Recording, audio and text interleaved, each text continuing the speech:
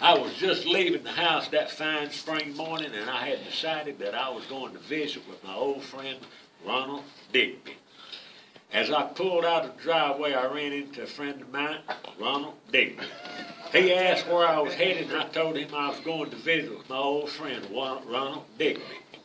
He said, well, don't let me keep you, and that he would catch me later on. I said, thanks, and it's good to see you, Ronald.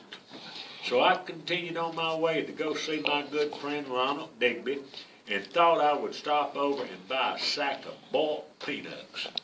Not boiled now, but boiled.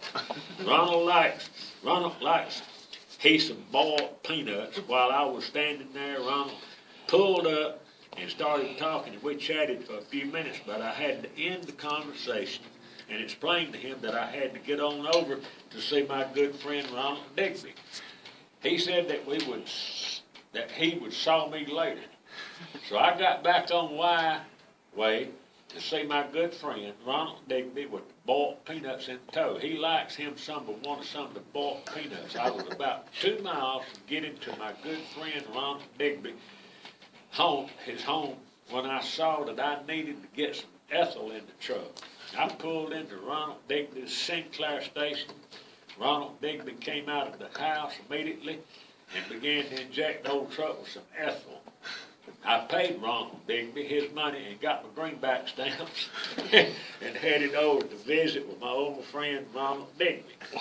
As I pulled into the drive, I was met by the mailman, Ronald Digby.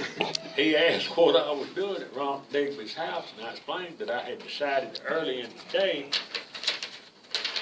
that it was such a fine spring day and that I was going to go visit my good friend Ronald Digby. He asked if I would give Ronald Digby his mail since I was headed in the door to visit my good friend Ronald Digby.